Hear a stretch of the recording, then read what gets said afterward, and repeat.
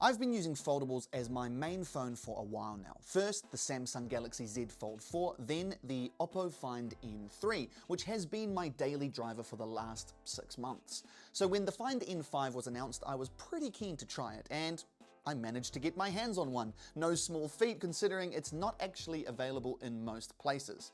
Now straight away, the thinness is what grabs you. It's the thing that really sets this phone apart, and I think that's what could finally win over people who've been hesitant about foldables until now.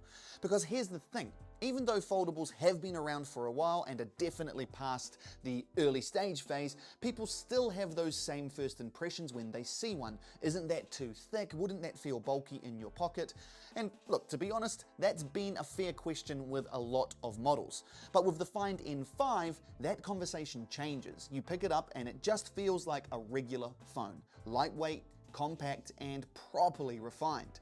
The fact that it's only about 0.5 millimeter thicker than an iPhone 15 Pro Max when folded, that's a real achievement. Now, of course, price is still going to be a sticking point. It's not available in most Western countries at the moment, and I'm not 100% sure when or if it will be, but based on previous models, you're probably looking at something around $1,800 US, which is a big number, definitely more than a standard flagship, meaning you've really got to want this kind of device to justify that cost. But I'll come back to those points later. For now, let's get into the actual experience of you using this thing day to day. Here's my hands-on review of the OPPO Find N5. Welcome to the Tech Shed. Now, as mentioned, the design is where the Find N5 really sets itself apart. It's thinner than the N3, and honestly, it's thinner than a lot of regular phones. Folded, it's just 8.93 millimeters thick, and you do notice that every time you pick it up, especially if you've used a foldable like this before. It's also a little taller than its predecessor, which makes the cover screen feel more natural to use, and it's slightly lighter as well, which is always a bonus. Day to day, it's really comfortable to use. There's no bulk, no awkward heft, and the weight distribution feels spot on. I found it quite easy to hold in one hand in tablet mode, like that, but I will admit that you still probably need larger hands to do this comfortably. However, if you've tried foldables before and found them a little bit clunky, the Find N5 definitely changes that. As is to be expected in a phone that will potentially cost that much, performance has been rock solid. It's running the Snapdragon 8 Elite with 16 gigs of RAM and 512 gigs of internal storage, so there's no shortage of speed. Multitasking is smooth, which is exactly what you want in tablet mode. Apps load instantly, and even when I pushed it with games or video editing, it didn't miss a beat.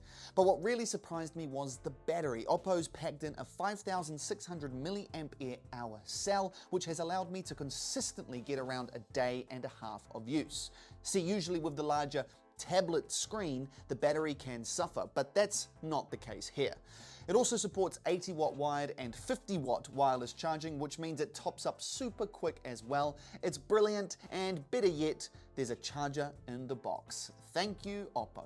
Now, the displays haven't had a radical overhaul from the N3, but they've been improved in the right places. The outer screen is sharp, bright, and responsive, and it's still a good size for everyday use without needing to open the phone all the time. The inner display is 8.12 inches, great for reading, watching content, or just getting stuff done with a bit more breathing room. Exactly what you want. Now, the crease is still technically there, but it's subtle and easy to forget about, and stylus support is available on both screens if you want it, though I will admit I haven't used it much myself. Of course, you've also got all the usual foldable tricks here. You can run apps side by side, use floating windows, or just open it halfway like this and use what OPPO calls fold mode for supported apps like YouTube, where the video will play on the top half and the controls drop to the bottom. It's little things like that that make the inner display feel like more than just a bigger screen, and it's why I use foldables as my main phones. It's a game changer for viewing content. If you're looking for photography, the cameras on here aren't going to win any awards, but they're more than solid, especially for a foldable. You've got a 50 megapixel main sensor, a 50 megapixel 3x telephoto that also handles macro shots, and an 8 megapixel ultra wide. You're not getting the level of processing or sharpness you'd find on something like the Samsung Galaxy S25 Ultra, but I have been happy with the results. Colors are balanced, shots are detailed, and most importantly, it's consistent. I've never felt like I had to fight to get a decent photo. It's not the best of the best, but it's pretty good. Now, as is the case with a lot of Android phones these days, you kind of get a two-in-one operating system where the OPPO's OS sits on top of Android. So the Find N5 runs Color OS 15 on top of Android 15. And to be honest, overall it's a pretty good experience. OPPO's clearly spent time optimizing it for foldables. As mentioned, floating windows and split screen, where you can split the screen into up to 3 apps simultaneously, works really well. You can open apps side by side or above and below each other, switch their places, quickly make one full screen, etc, etc. It all feels fast and responsive, and it's great for multitasking, exactly what you want.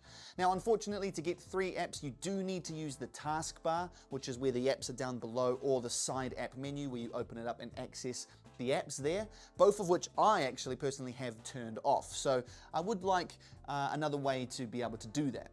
There are a few clever extras here as well, like AI call summaries, translation features, and there's even Mac integration with O+ Connect, which is OPPO's cross-platform feature that lets you seamlessly share files, sync clipboards, and control devices like Macs and even Windows PCs from your OPPO phone.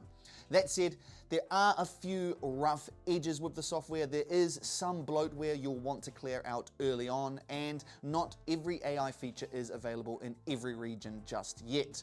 In fact, probably not available in most regions because the phone isn't even available. Notifications aren't quite as tidy as on stock Android either, but once it's set up the way you like, it holds up really well, and there is a good range of customization options here.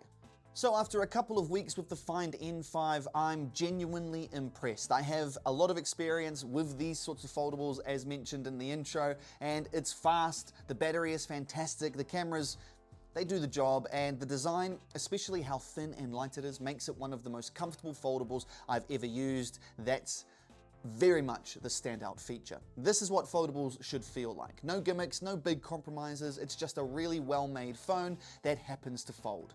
The biggest issue, you can't officially buy it in most places, and that's the frustrating part, because this thing deserves to be on shelves worldwide. It's my favorite foldable so far. So that's what I reckon. Thanks for watching. If you enjoyed that video, learned something, or you just want to help out a fellow human being, me, hit that subscribe button, and I'll see you in the next one.